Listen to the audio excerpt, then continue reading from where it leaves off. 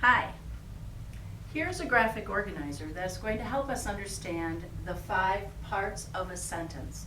You've already learned the 8 parts of speech. I think there's only 5 parts of a sentence, and that should be easier to understand, right? Remember? Especially if we start to apply it. Think of it this way. Every sentence has a subject. Here's our subject. Now, every sentence has 2 choices for a verb. It's either going to be an action verb or a linking verb. So here's our subject. It's either going to be an action verb or it's going to be a linking verb, right? Let's go back this way. If it's an action verb, we're going to look for a direct object, okay?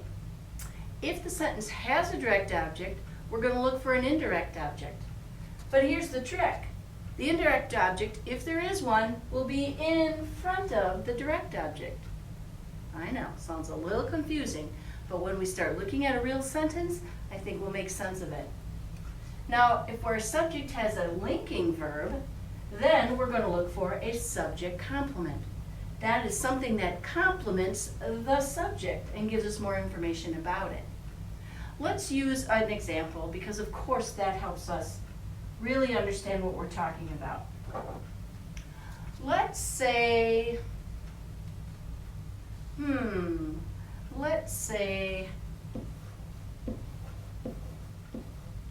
Landon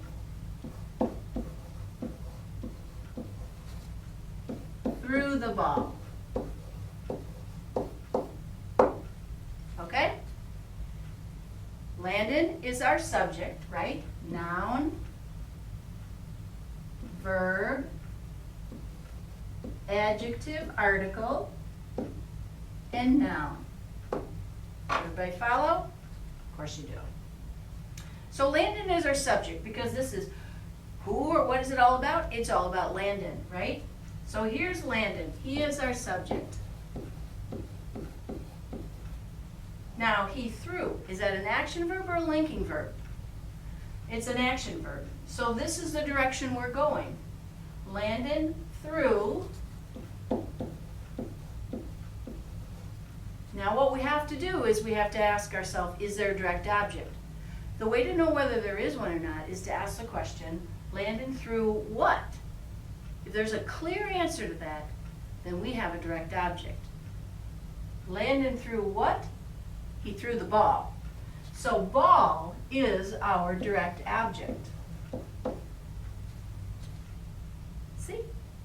This particular sentence ends there. We don't have any words in here. This certainly is not an indirect object. We're done, right? This sentence has 3 major parts in it, okay? Out of the 5, there's 3 of them here. A subject, a predicate, and a direct object. Now, let's look at it again and see what would happen if we had a linking verb instead.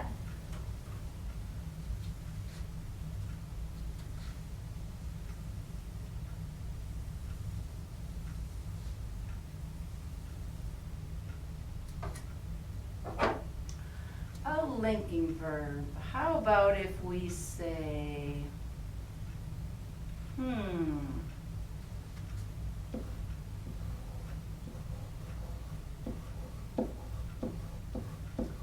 Amanda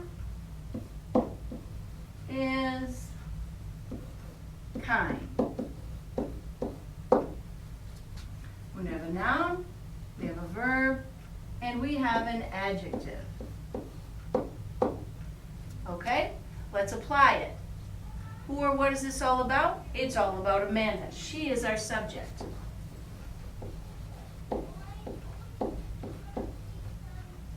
And we know that is a linking verb from our linking verb song. Is, was, right? So here is our linking verb. And then we're looking for a subject complement. Is there a noun or an adjective that will go back and tell us more about the subject? Well, we have an adjective. We have kind. Kind is our subject complement. Amanda is kind. Again, we have used 3 out of the 5 parts of a sentence. Not too bad. I know we're using simple sentences right now, but that's the best way to start out, right? Till we kind of get the feel of it. This is, well, let's try a sentence that has both a direct and an indirect object so you can see what I mean. So we'll go back to having a sentence with an action verb, because that's the only time we're going to see direct object or indirect object.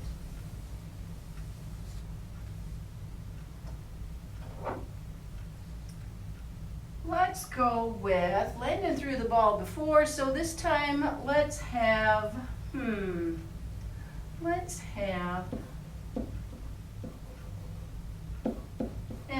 threw Emily the ball.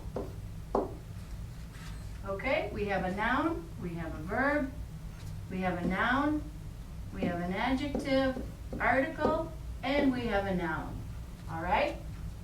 Who or what is this sentence all about? Well, it's all about M. So she is our subject. Verb, action or linking? Action. That means we're headed up this way. That means we are looking for a direct object first. M through what? Remember, that's the question we ask. If there's a clear answer to that, M through what? M through the ball, right? M did not throw Emily. M threw the ball. So the ball is our direct object. But M threw the ball to Emily, right? M threw to Emily the ball. So Emily is our indirect object right here. And isn't it interesting where we find it in the sentence? We find it in front of the direct object. So here's our indirect object. Here's our direct object. Here's our predicate. And here's our subject. Subject, predicate, indirect object, and direct object. But which one do we look for first? We look for the direct object first. Okay? Hope this explains a little bit, but once we practice more, I'm sure it will make even more sense. See ya.